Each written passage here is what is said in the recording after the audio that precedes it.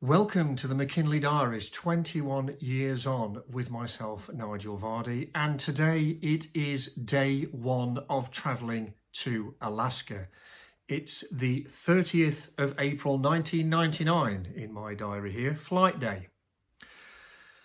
We got up at 05:30 that morning. I'd gone over to stay with Steve, one of my fellow climbers, and his wife Linda the night before, and not slept well. Excitement? Perhaps. And the fact that I'd slept on the sofa, which was particularly short, and I'm over 6 feet long. Well, whatever. Tony, the other climber, turned up with his brother Pete about 6:30, and away we basically went. Pete had kindly agreed to take us down to Heathrow in his van. And if anybody's been on a climbing trip, particularly when you're taking all your own gear, you'll know you need a van to get the stuff in. We set off on another sofa because we needed to get me in the back of the van somehow. And so Pete had thrown a sofa in the back, which I was on, with all the climbing gear, as all the guys were in the front. And something people may not know too well is I'm horrendously travel sick. I've grown up in the town of Belper in Derbyshire, and I couldn't even get to Derby on the bus 8 miles away as a child without being ill. I don't do the backs of cars very well, and please never ask me to read a map for you while you're driving. So after a while, I kick somebody out the front, it doesn't say who, to get in the cab, at least to feel a bit better. He throws a good old run from down here. But anyway, we set off, got down there, and I remember it says here, the sun burned through the windscreen. It was a red hot, pleasant day indeed. It's a lovely feeling, that how the climb was meant to be colder. Then, of course, we settled into travelling, and if anybody's done lots of flying, you know you have a standard routine, get your bags checked in, get ready for the flight, and then drink vast quantities of alcohol. We checked into BA 049, flying Heathrow to Seattle, and started drinking, and there Tony started sleeping. Tony seemed to have a penchant for this. I remember it all the way through the trip. He could sleep on a clothesline. Now I just sleep, but that's an age thing.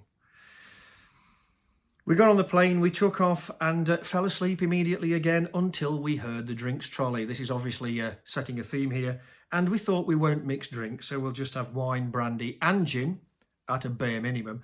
And I can distinctly remember us having a party in the back of the plane. I'll put a photograph of this up, where we racked all the bottles up in the window at the back of the aircraft with everybody else we were drinking with. It was there we started to notice the first ice.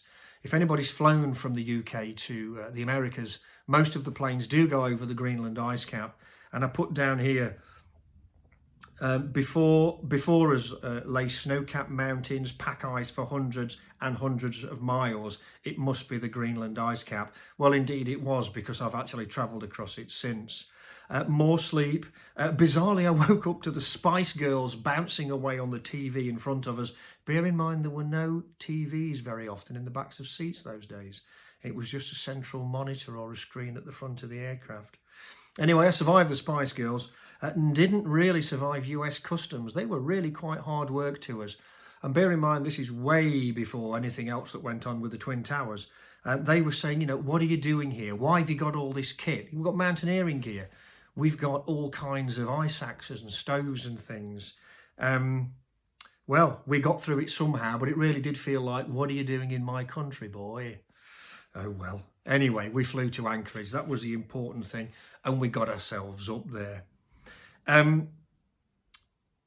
We managed to get out of the airport via the bar. Oh, okay. And we had no idea where to stay in Anchorage, and it was a cool old night, so I thought I'd put a coat on. And this is the coat. There it is, my original 20-odd-year-old Berghaus fleece, which will appear in a few pictures on the trip. Still going strong, not doing too bad really. We got nowhere to stay, so we asked a taxi driver take us downtown and find us somewhere cheap. And he did, and it was all right. We dropped all the kit off and then did what, of course, we wanted to do, which was go to the pub and get something to eat. Now, Anchorage shocked me. I was expecting a big cosmopolitan city centre, which to a degree it is, or certainly was, but it was empty. It was absolutely empty. And I've got no idea why. Bars were full, as we soon found out, and got some good steak downers. and drank some beer, listened to a hippie band in the corner of a bar, it says here, who looked completely spaced out and enjoying every minute of their day. Well, good for them. Most of the beer in Anchorage is home brewed locally, which was even better for me. And we then sort of wound our way back to our digs, ready to go for the big day to come. Now, I couldn't sleep, and I really remember struggling with sleep for the first few days. But bear in mind, we're 8 hours behind the UK at this point. So as you lot are getting up, we're trying to go to bed. This is not good.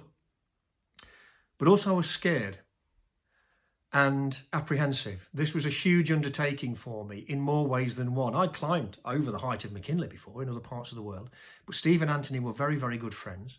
And I was sort of a third to the party. And sometimes I felt a little bit like I was perhaps, pushing in. I wasn't, we had a great time together. We're the greatest of friends. But when you're new to something, you feel that. And also the fact of, this is an enormous, enormous undertaking. And you've decided to come.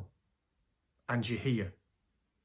And the next day, we're going to head to the mountains, to the small town of Talkeetna, which is where you fly out to get to McKinley. But that's for tomorrow.